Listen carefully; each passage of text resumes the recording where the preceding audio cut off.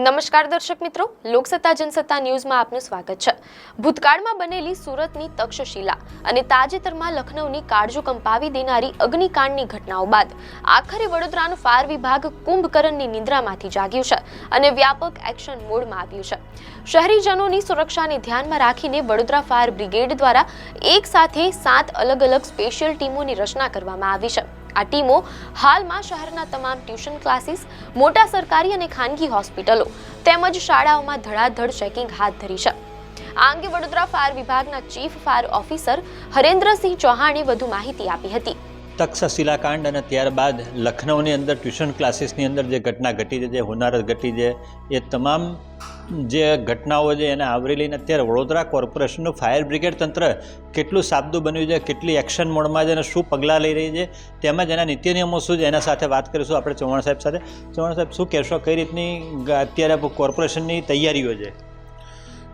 જે રીતે લખનૌમાં જે રીતના ઘટના ઘટી છે આગજનીની, તે મુજબ હાલમાં આપણે વડોદરા સિટીને વડોદરા કોર્પોરેશન એરિયામાં અને તથા વુડા વિસ્તારની અંદર જેટલી પણ અલગ અલગ પ્રકારની ઓક્યુપન્સી છે તેનું છેલ્લા 1 વર્ષથી એટલે કે 6 થી 7 મહિનાથી આપણે ઓલરેડી ચેકિંગ ચાલુ છે।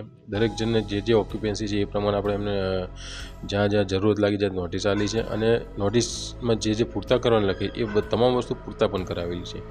એની અંદર હોસ્પિટલ્સ પણ આવી ગઈ, એની અંદર હોટલો પણ આવી ગઈ, એની અંદર રેસ્ટોરન્ટ પણ આવી ગઈ, એની અંદર હાઈરાઇઝ બિલ્ડિંગ પણ આવી ગઈ, એની અંદર સ્કૂલ્સ પણ આવી ગઈ, એની અંદર કોચિંગ ક્લાસીસ પણ આવી ગયા।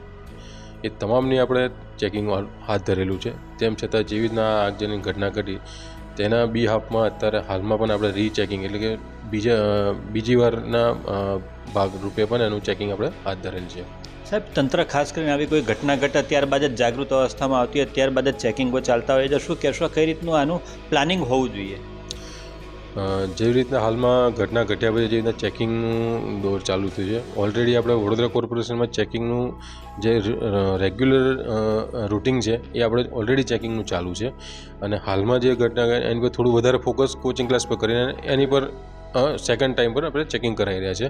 અને એવી વડોદરા કોર્પોરેશનની અંદર ટોટલી 7 ટીમો અલગ અલગ વિભાગો વાઇઝ આપણે વહેંચેલી છે અને અલગ અલગ વિભાગો વાઇઝ ચેકિંગ હાથ ધરેલ છે। સાહેબ, અત્યાર સુધી કેટલી બિલ્ડિંગો અને કેટલી પ્રેમાઇસીસો, જે ક્લાસીસ હોય, સ્કૂલ હોય, હોસ્પિટલ હોય, એમાં કેટલી જગ્યાએ ચેકિંગ કરવામાં આવ્યું છે?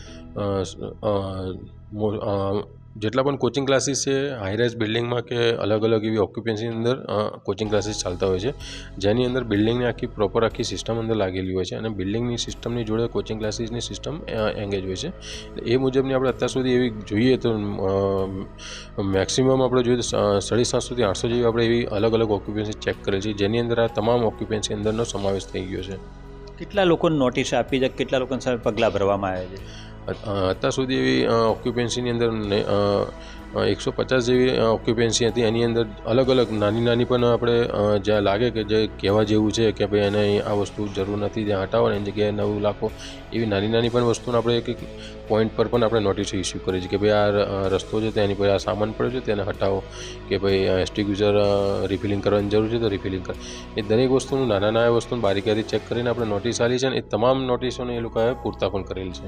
ખાસ કરીને વાત કરીએ તો વડોદરા શહેરમાં કોઈ પણ ક્લાસીસ શરૂ કરવું હોય, સ્કૂલ શરૂ કરવી હોય, હોસ્પિટલ હોય, તેના માટે નીતિ નિયમ હોય છે। ક્લાસીસ માટે શું નીતિ નિયમ છે? ક્લાસીસમાં જે સૌથી પહેલાં જે ઓક્યુપન્સી છે એ ઓક્યુપન્સી જ્યાં આગળ એ ઓક્યુપન્સીમાં જે ક્લાસીસ ચાલુ કરવાના હોય છે તો એ ક્લાસીસ એમને જે તે સત્તામાંથી જ્યાંથી પરમિશન લેવાની હોય છે ત્યાંથી પરમિશન લઈને ક્લાસીસ ચાલુ કરતા હોય છે। સાહેબ, ખાસ કરીને ફાયર બ્રિગેડની જ વાત કરીએ છીએ આપણે, ફાયર બ્રિગેડની અંદર પરમિશન લેતા પહેલાં એમને શું આપણે તપાસવામાં આવે છે ક્લાસીસમાં? ખાસ કરીને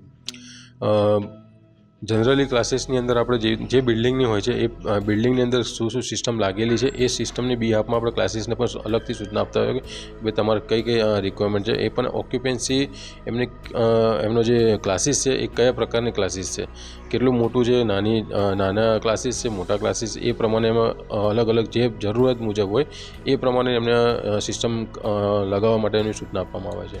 ખાસ કરીને ક્લાસીસ હોય કે કોઈ પણ સ્કૂલ હોય, એન્ટ્રી અને એક્ઝિટના પોઈન્ટ અલગ અલગ રાખવાનો નિયમ છે, એ પહેલાં ચકાસવાનો હોય છે। ફાયર બ્રિગેડ એવું મને ધ્યાન છે ત્યાં સુધી આ વસ્તુ પ્રાયોરિટીમાં હોય છે।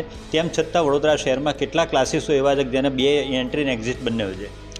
એવી જો હાલમાં એવી રીતના અત્યારના જે રીતના બિલ્ડિંગો જોવામાં આવે તેવી અમુક જે જૂની ઓલ્ડ બિલ્ડિંગ છે એની અંદર એવી અમુક જગ્યાઓ છે જ્યાં સિંગલ સ્ટેરકેસ છે, પણ જેવી રીતના હાલમાં જેવી રીતના નવી નવી જે બિલ્ડિંગો બની એની દરેક જગ્યાએ પણ એક્ઝિટ ને એન્ટ્રીના અલગ અલગ પોઈન્ટ મૂકેલા હોય છે અને આપેલા હોય છે.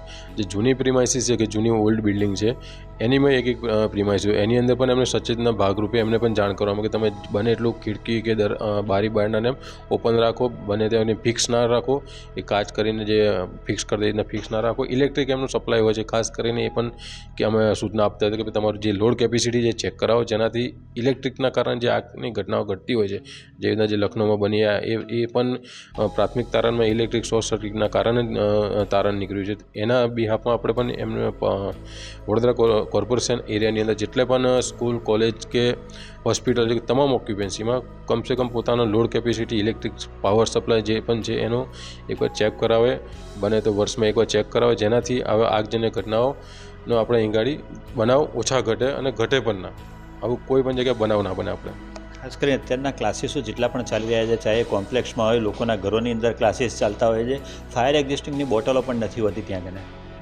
હા, એ અત્યારે એવા કોઈ જગ્યાએ ધ્યાનમાં આવશે તો અમે એમને નોટિસ પણ આપીએ છીએ અને એમને એક્સ્ટિગ્યુઝર પણ લગાવવાના સૂચના આપીએ છીએ. જોડે જોડે જે બિલ્ડિંગમાં ક્લાસીસ ચાલતા હોય છે એની પણ સિસ્ટમ અમે એક્ટિવ મોડમાં રાખવાનો પ્રયત્ન કરાવતા હોય છે અને એ લોકો ચાલુ કરાવતા હોય છે.